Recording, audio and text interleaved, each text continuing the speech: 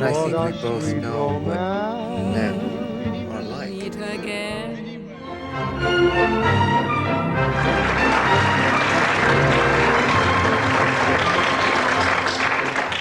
Well, here I am in Oklahoma. This is the land where the corn is as high as an elephant's eye. And that glorious musical. What a piece of musical theater that was. Words and music, Rodgers and Hammerstein, two forces of nature. We in the arts and the crafts industry, we have our forces of nature, as other industries and other businesses have theirs. We have Gershwin, we have Berlin, Cole Porter, oh my goodness, Kern, Ellington, I can go on there. Babe Ruth, for what he did, was a force of nature. In fact, he changed the language.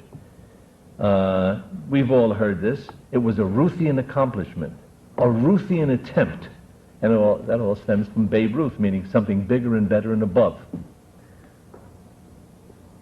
Barrymore, Chaplin, Olivier, Brando, Muni, oh my. In fact, well, Sir Laurence Olivier was at the studios watching On the Waterfront. And after the picture was over, there was a distinguished group of people. Sir Ralph Richardson was there, Sir John Gielgud. And Laurence Olivier stood up and said, "Where have we gone wrong? What have we done?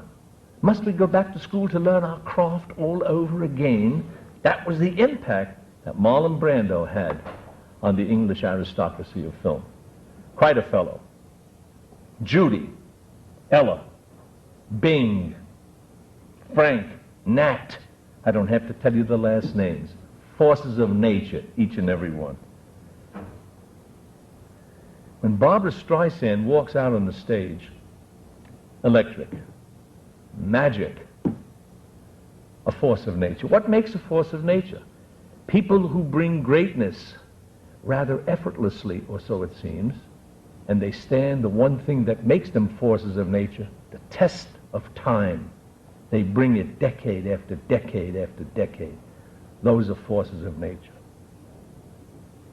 And my apologies to who I left out. O'Neill, Hemingway, Faulkner, Picasso, Shakespeare. Now that's a name to conjure with. Shakespeare. Did he not ennoble the English language? My goodness.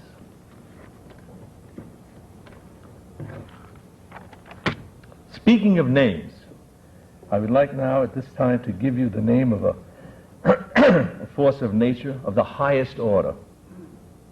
A giant in the film business. His name is Stanley Kubrick. Now there are some who might say, "Joe, you're not a mover and a shaker. You're not a big shot agent, a high-priced agent. You're not a producer, a banker. Don't you think you're presuming a little too much to speak about Stanley?" And I say to them, who else but me? I spend hour after hour, 10, 12, 14 hours a day, 16, day after day after week after week after month after month. Who better than I to speak about Stanley? Both his good side, his bad side, all facets of Stanley. Now, if I may, I'd like to just take a few minutes to tell you about his work. And then I'll tell you my experiences regarding his humanity, his person, and my remembrances, my reminiscences of Stanley himself. The man did 13 pictures in all. Actually, a few more, but those other ones were very minor. 13 major pictures, 11 of the greatest quality. Stanley never won an Oscar. Stanley Kubrick never won an Oscar. He was nominated 4 times. First time was 1964, Dr. Strangelove. He approached nuclear holocaust and disaster the way no other director would or could. With humor, he got away with it. Those nominated for the best achievement in director are Stanley Kubrick for Dr. Strangelove, or How I Learned to Stop Worrying and Love the Bomb. The winner that year was George Cukor in My Fair Lady. In 1968, he did Space Odyssey. And that film had the greatest transition shot in the history of film. Every director admits it. That film had the shot where if you saw the picture, the ape at the very opening of the picture, after killing another ape with a femur bone, he took it and he roared and he threw it up in the air, and the bone went up and up and up, and at the very apogee of the bone throw, it came down a spaceship, going from the beginning of time to the present time. Everybody was aghast. He should have won the Oscar for that scene alone. We are assembled here somewhat reluctantly to make the next award, which is for Best Achievement in Directing. The only girlish thing about 2001: A Space Odyssey was a computer with a noticeable lisp. Stanley Kubrick for 2001: A Space Odyssey. The winner that year was Carol Reed for Oliver. And incidentally, in 2001, here we are. And what he said in those days, back in '68, is happening today. We're traveling in space, we're living up there, experimenting, and everything he said was accurate. Vision. Third time was Clockwork Orange. There is no limit to where violence can lead, unless checked and tended to by human instincts of a higher nature. Now, I don't know who said that. I know Stanley did, but I don't know if he was quoting perhaps Einstein or some other peace-favoring human being of some high stature. But he said those words. And this is gonna... Stanley was screaming to everybody who would listen. What the hell is wrong with you? We are a violent people. We have violence in us and all over us.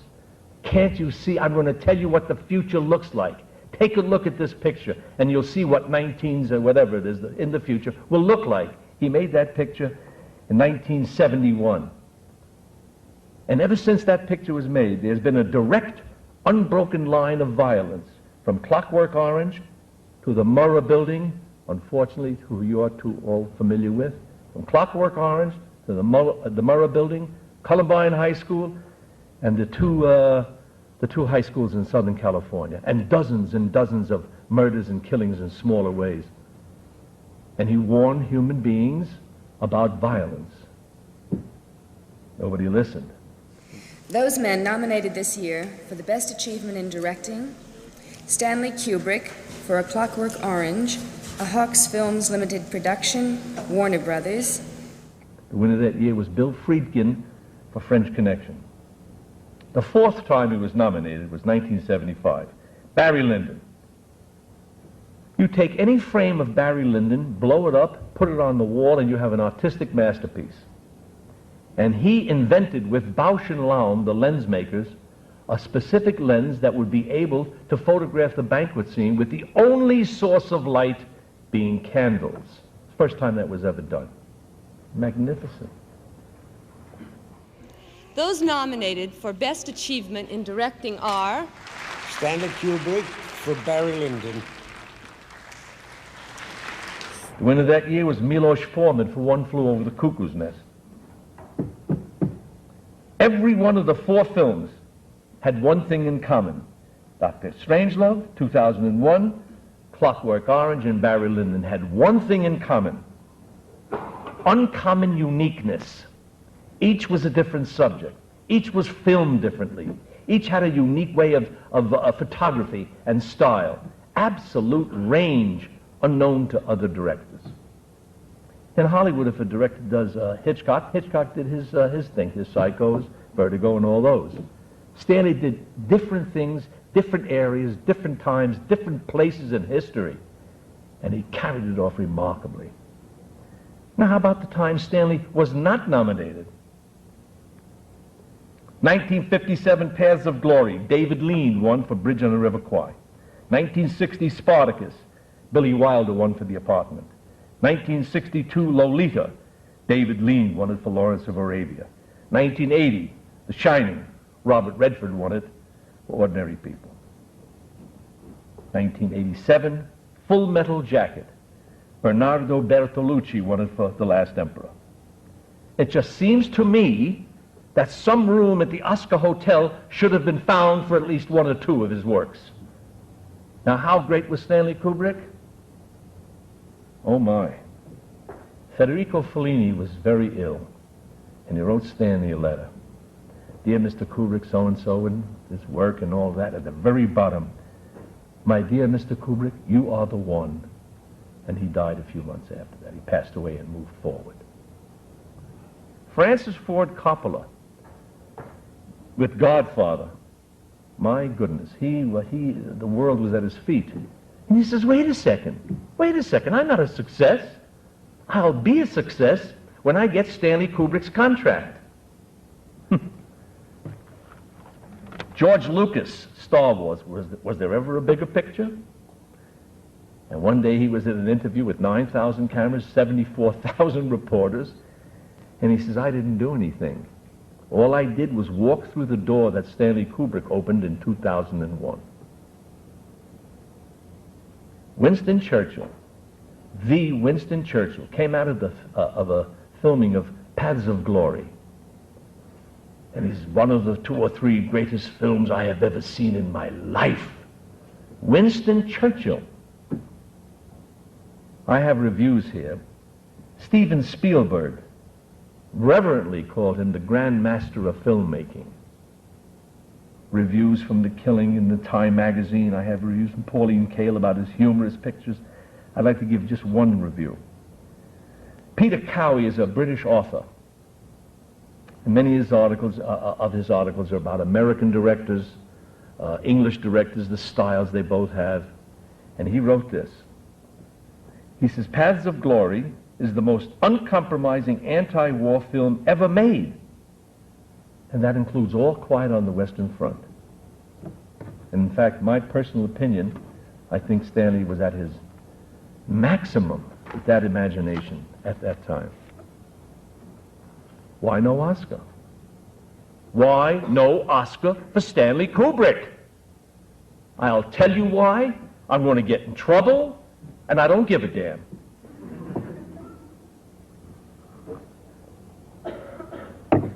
Two reasons. First, rather frivolous. Every director held Stanley in awe. With such admiration, it was beyond belief. And I've learned in life that admiration is the twin of envy. Real, deep-seated envy. That's the first reason. And that's rather frivolous.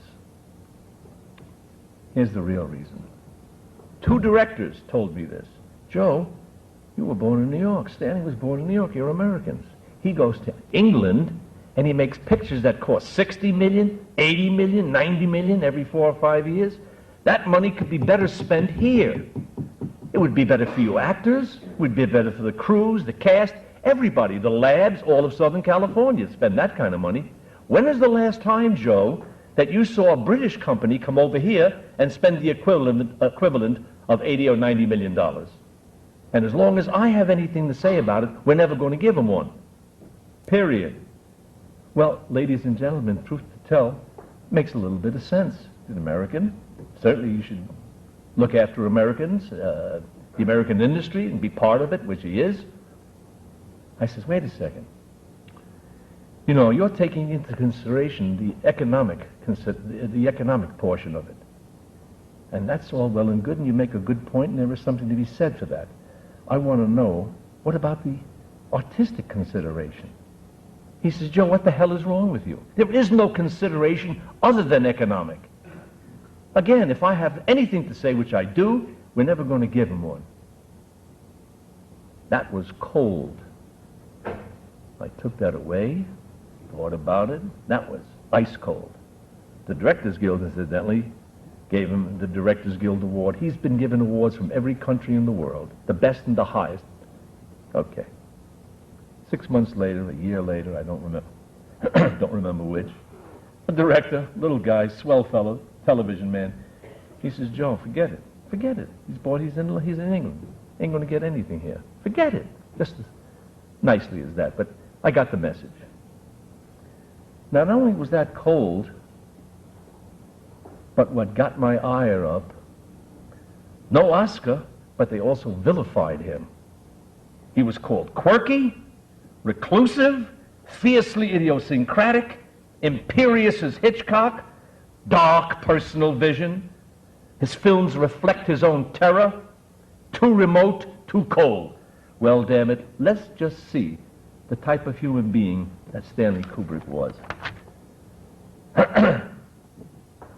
Stanley was born in 1928. I was born in 1927.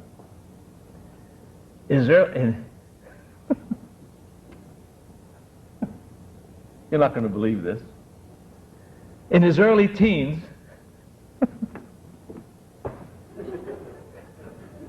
it means different things. In his early teens, Stanley Kubrick was a hustler. A hustler.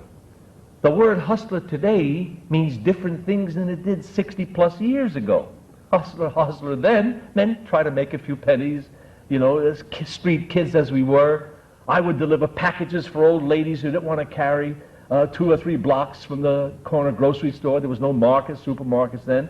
And I'd hustle and get 2 or 3 pennies. She'd sometimes get a nickel, sometimes 1 penny. Wow, that was good. Stanley Kubrick hustled chess. He was a master chess player. Don't ask me where he learned. I don't know who taught him. All right, mister, I'll play you. How much? 40 cents? Sure. He went to the about 15 or 20 chess clubs in Manhattan. And he would hustle chess.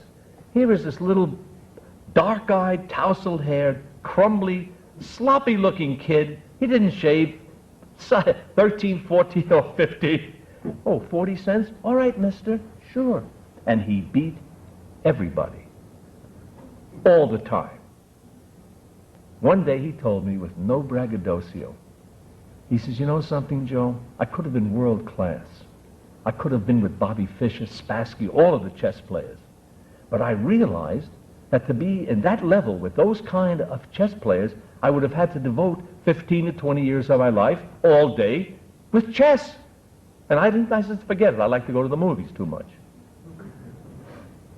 At 13, he got a camera. He was a photographer at Look magazine. Still in his teens. He loved jazz. He was a drummer, played jazz drums. He left Taft High School at 17. He loved reading more than practically anything else. Baseball was his passion. And there you have his early years. Movies, chess, photography, baseball, reading, and music. There you have his early life. That's apple pie and ice cream. Remember the things I said they called him?